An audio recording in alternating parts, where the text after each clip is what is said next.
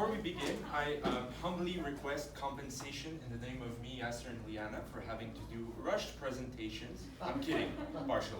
Okay, anyways, good not so morning, everyone. Today I will be presenting my term project, and it's only on one specific building. Does anyone here have a slight idea on what this building might be? Just look at your What? Look at your thing. Oh. Anyways, today I'll be presenting Notre Dame de Paris, the pinnacle of Gothic architectures. Only active listeners of the history course will understand this pun. I have divided this presentation into three parts. First of all, I wanted to give a small timeline that includes the three major parts where this cathedral is involved in events. Then I wanted to ask you guys I wanted to describe elements of Gothic architecture, and I wanted you guys to name them so that you can study a little bit in advance. You see if you remember them. It's going to help you on the final test. If you don't know, I'll just tell them. It's fine. And finally, I wanted to go on Google Earth and show you a nice 3D look of the building, but I don't think we'll have the time for that, so that's too bad. And right before I start with the timeline, I actually wanted to tell you guys why I wanted to talk about this cathedral in particular. And as a matter of fact, I have always been a fan of theater. Throughout my entire high school, I took theater courses. And so we talked about all sorts of things, all sorts of musical dramas, comedies, etc. And one of them that came back a lot, because we're here in Quebec, is Notre Dame de Paris, specifically the Québécois version, with these three actors. And so at some point I decided to listen to it because, well, it looked interesting. And then, well, I did a bit of research and I learned that, well, it was inspired from this book right here. So eventually I came to reading it, and turns out, boom, we're in the second semester of this course, and the teacher is presenting us with this project where we can basically talk about anything. And suddenly I recalled the really nice passages of this book describing Notre Dame de Paris, and told myself, hey, why not talk about that? So here we are today. Let's begin. Okay, so first part of the timeline. There are three major parts in the timeline. I'll begin with the first. In 1163, when the cathedral, the construction of the cathedral began. And actually, as I was doing my research, I actually questioned myself on why did we build Notre Dame de Paris? And as a matter of fact, why did we build cathedrals in general? And to get the answer to that, well, you just have to think of the medieval era and the imposing presence of the Catholic Church. You see, the Christian Church expanded all over Europe, right? And to keep counts of, well, the land that they sort of had their presence over, you see, there were a lot of people that gathered, right? And at first, sure, churches worked temporarily to hold count of who came and who prayed and the numbers, but soon they're all over Europe. And simply having churches isn't enough. So we have to divide the land into what we call dioceses and have one primary church for each of these dioceses, right? And then there's going to be one bishop that is going to be in this primary church, who is going to be overlooking all of the churches of that plot of land. And as a matter of fact, here's an image of all the dioceses of France, and you have to realize that this is only one country in Europe. So realize that during the medieval era, these guys were absolutely everywhere, right? And these primary churches are the cathedrals themselves, right? There's one primary church, one primary cathedral per diocese. In our case, Notre Dame de Paris, well, is in Paris, right over there. All right, so the bishop who ordered the construction of Notre Dame de Paris is a man called Maurice de Sully. This is his amazing portrait. I like his beard. And as a matter of fact, here is a fun fact. Right before the construction of Notre Dame, there actually was another cathedral for the previous bishop that ruled over the Diocese of Paris. But if you compare its smallish size to, well, this right here, you realize maybe it wasn't as imposing, it wasn't transmitting as much of a good message as a cathedral should be doing. So it was quickly demolished, and Notre Dame replaced it instead. And I want you to think about the strategic location of Notre Dame de Paris in the city itself. Here's an image on Google Maps of Paris. And look, It's actually on an island right in the middle of Paris. Now picture this during the 13th, the 12th century, right? There were no skyscrapers, there was no Eiffel Tower, so the highest building was right here, and no matter where you were, you could see it in the distance over there, sending the imposing presence of the Christian church, right? And you could hear the distant bell. So now imagine if you were on top of the church and you could overlook the entire city from this one singular building. All right, so 1163, the first stone was laid, okay? And usually at that time, for important buildings, the first stone was called the cornerstone, or the setting stone, or the foundation stone, or the whatever you want to call it stone. Don't call it the whatever you want to call it stone, just call it the three others. Anyways, why is this important? Well, because usually the laying of the cornerstone is accompanied with a ceremony where important figures at the time came and assisted to it, right? And in the case of Notre Dame de Paris, there were these two figures that appear. The Pope Alexander III at the time, the Pope himself, imagine that, and the King of France at the time, France, Louis VII. And here I'm talking about the Battle of the Chin. Apart from a very unfunny joke about the fact that they have amazing chins, it's also because I want you guys to ask yourselves the question, at the time, who really had more power, right? Who has the better chin? And while in appearance, the king's chin might be more elegant, right?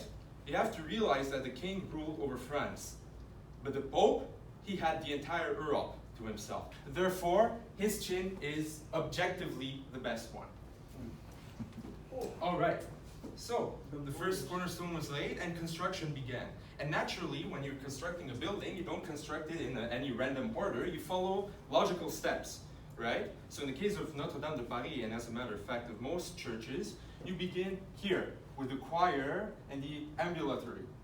And then little by little, while you're moving, you're building the nave and aisles by block. And as you're going higher in the building, that's when you start installing the flying buttresses all around. You better listen because I'm going to show this same picture and ask you guys to name these parts. So yeah, the flying buttresses. And you have to realize that building this structure took around 100 years, right? So at some point, Maurice de Sully retired and was replaced by one of his relatives, de Sully, okay?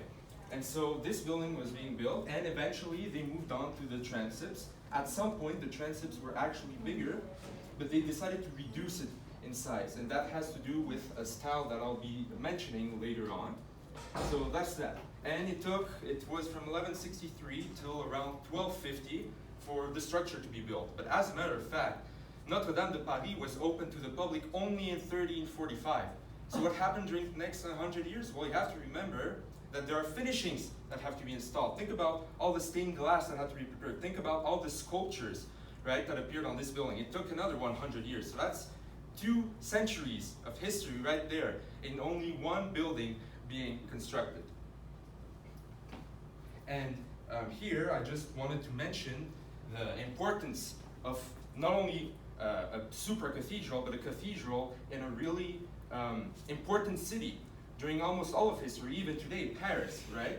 And so it was so important that they actually stored their relics called the relics of the Passion of Christ. And these relics basically are directly tied to Jesus Christ himself. So in this case, this is the crown of thorns, and apparently this would have been the crown that would have been on Jesus' head. Now, no, I'm not talking about the golden ornamented casing, I'm talking about the thorn himself, the crown of thorns himself. And in this case, it's a piece of the true cross, not the encasing itself, but rather these parts. And you can infer by the name part of the true cross that it comes from, well, apparently it would come from the cross on which Jesus himself was crucified. Right? So this really notes the importance of Notre Dame. All right, so that was during the Gothic era, during the medieval era. Now we move on little by little. Renaissance came, they ridiculed this type of architecture, and we're fast forwarding to the late 18th century and early 19th century during the revolutions. And when I mention revolutions, you immediately have to think of chaos, most of the time at least. And when I say chaos, then you certainly have to think of destruction, of pillaging, of ravaging, right? And especially in a case where there's a revolution against monarchy, and in a way, partly against the Christian church, you have to realize that Notre-Dame de Paris was not an exception. It was pillaged by people. Statues of kings were decapitated, right? It was basically left to deteriorate. At some point, this church was used to store rations and equipment for wars, right? And if it wasn't for a couple of saviors, two of them I will mention really, Notre-Dame de Paris would have probably collapsed. So the first savior is a little bit more indirect, and it's actually Napoleon Bonaparte himself, because when he removed the Republic and installed his own empire, he sought to actually reconcile with the Catholic Church. And in that reconciliation, he actually signed an agreement called the Concordat of 1801. And in this Concordat, in this agreement, right, he said that he would actually help restore some of these churches, right? Maintain them, or at least restore them to a not so deteriorated state, right? And things would be looking good if it wasn't for the Napoleonic Wars that came after and, well, brought down the church back in a pitiful state. So now you have to move a couple of 50 years later, around the 1860s, when the true savior came, which is Viollet-le-Duc, right here. This man undertook big restoration projects to restore Notre-Dame de Paris to the glory it once had. And I say that he's the true savior because he undertook the project, but the man behind the true savior is actually the author of this book right here, Victor Hugo. This is the man that inspired Viollet-le-Duc, and as a matter of fact, inspired many of its readers to donate, because there had to be funds, right, to take care of this church, this cathedral, right? So people would read passages in this book where he's describing this marvelous yet pitiful church, and people couldn't help but think, yeah, he's right, we need to do something about this. And as a matter of fact, what I want to do is read out a couple of quotations to highlight this fact. I hope you guys are okay with me reading French, because it's in French. And this is Victor Hugo, by the way. All right, I'll only, there's 4 of them. I'll only be reading one of these and one of the other, but it's fine. Okay. Mais, si belle qu'elle se soit conservée en vieillissant, il est difficile de ne pas soupirer, de ne pas s'indigner devant les dégradations, les mutilations sans nombre que simultanément le temps et les hommes ont fait subir au vénérable monument. Sans respect pour Charlemagne qui en avait posé la première pierre, pour Philippe Auguste qui en avait posé la dernière. So you see, he's addressing this beautiful, pitiful state of the church. And another thing he did here that I really like, and that is kind of going to be tying back to the second part, is that he actually described this church not as an entirely Gothic church, but more as a transition church, because it didn't only have Gothic characteristics. There's actually characteristics of all sorts of styles, right?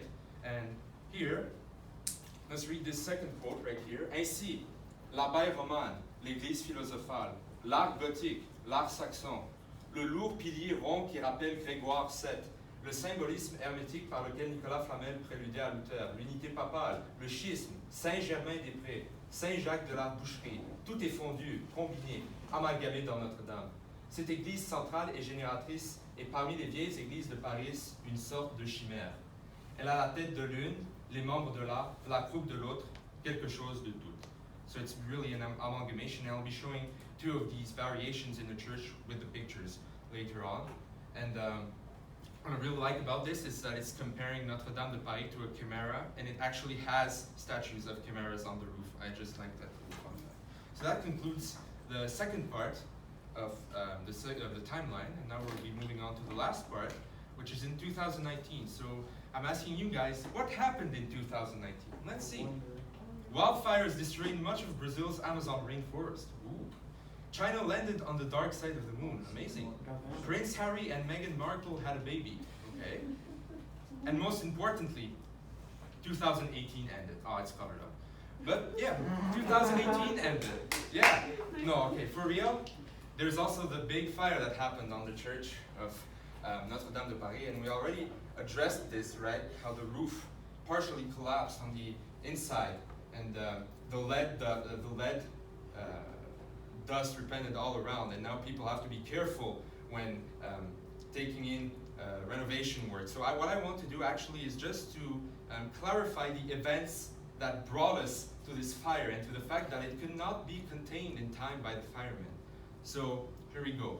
Basically, some renovation work was going on in the roof of the church, and some fire was set. So naturally, somebody alerted the security guards, right? They pulled the pull box, and similarly to this building's fire alarm system, when you pull the pull box, it doesn't directly alert the firemen, right? The fire department.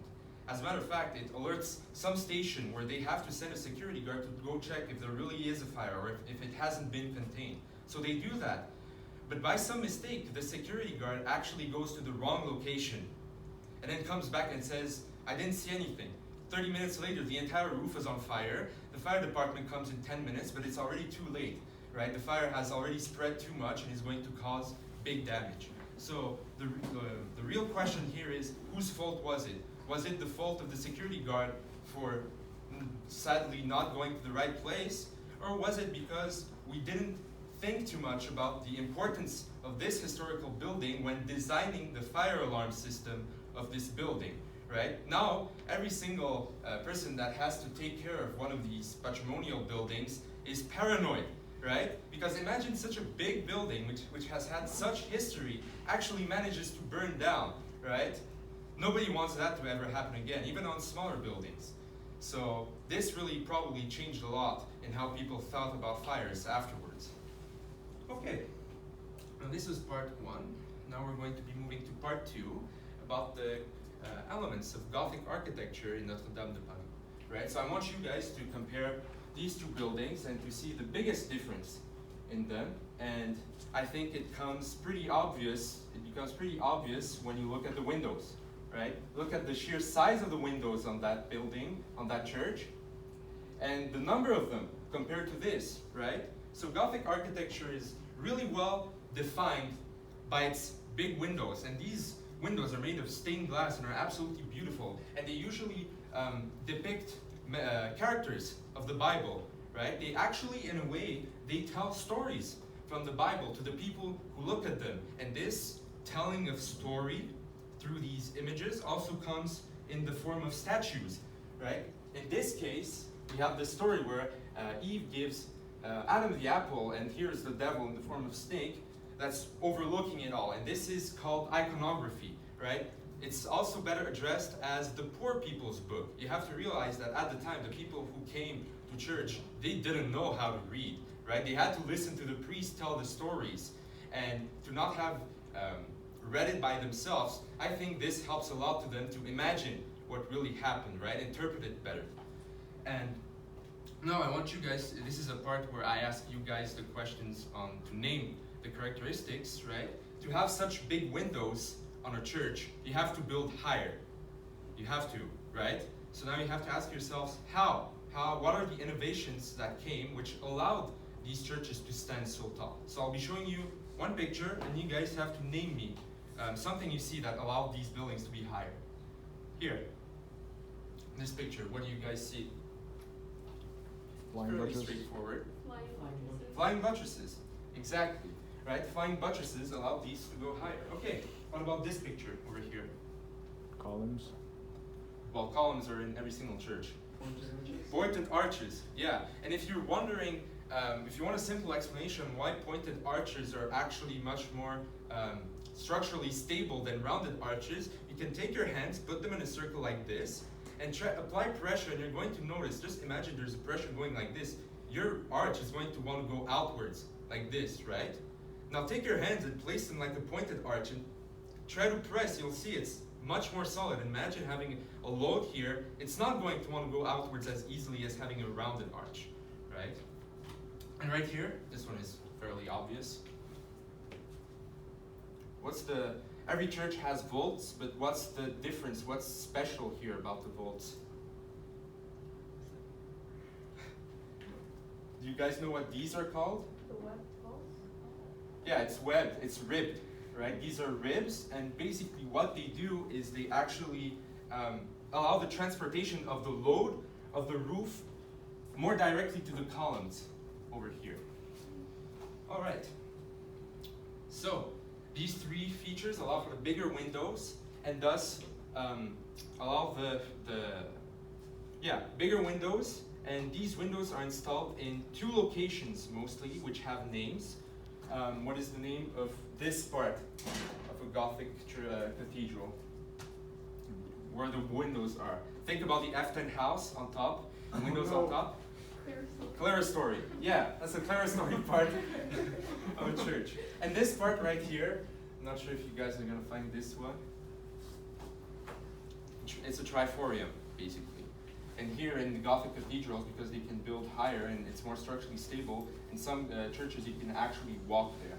You can actually, yeah. Okay, now we're going back to this plan. I told you we'd come back. And what is the name of this part right here? This is the choir over here.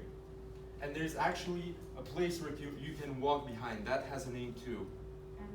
Ambulatory, right. Okay, what about the central part of the church here? The nave, yeah. What about the two on the side? Aisles, right? And what about these here? Transepts. Transepts, right? Okay, here's a bonus one. What is the part here where the nave crosses the transepts? I didn't use the word cross for nothing. The cross. It's the crossing. It's the crossing. All right. You guys aren't too bad. Well done. Well done. Okay. Now, when I was talking about the different variations of style in the building, here I want you guys. I'm not asking any more questions. Don't worry. I just want you guys to look at the pillars. Look at how thick and imposing they are, and also look at the capitals, which are reminiscent of Corinthian style pillars. These are much more reminiscent of Romanesque pillars than they would be of Gothic piers, basically. And now I want to address the variation in Gothic architecture called Rayonnant architecture, because at first, in Gothic architecture, we sought to build higher. Just think about the people's interpretation of hell and paradise during the time, right? If hell is down below, paradise is up here. These are the houses of the church. We want to get as close to God as possible, right? Therefore, we want to build as high as possible, okay? And eventually, as we came to the late Gothic period of time, we thought more about the quest for light, letting light in, and doing these really big windows. As a matter of fact, rose windows are a principal characteristic of Rayonnant style of Gothic architecture, and it's also all about the harmonization of light and the layout of the nave and aisles in the church itself. And as a matter of fact, because of that, the transepts in a more Rayonnant style Gothic architecture are smaller. That's why it doesn't look as much as a Latin cross as other churches. Alright, finally, we have the spire which Viollet-le-Duc installed during his renovations. It is not Gothic architecture, as it was not built during the Gothic era, but it is inspired from Gothic architecture. Actually, it is based on Gothic, not inspired. Therefore, it is neo-Gothical. And as a fun fact, this spire is called a flèche in French. And that means arrow, right? So it's reminiscent of the point of the arrow. All right, and now we would have come to the final part, where I would have showed you on Google Earth what it looks like, but I think I'll just skip that so Liana can present. And okay, the small conclusion, I just spent a bunch of minutes talking about one building, non-stop, and this one has quite a lot of history behind it. But as a matter of fact, I could have spent as much minutes talking about Vanier College or about my home, its history, right? Every single one of us has a story to share, no matter how insignificant it may be. And the important thing is to share it, because even though it might end up into the dark corner of some library hidden away in a dust box, one day some student of an university is going to come in that dark corner, he's going to open that, and he's going to look at your story. And that's why each one of our stories is part of history. Thank you for listening.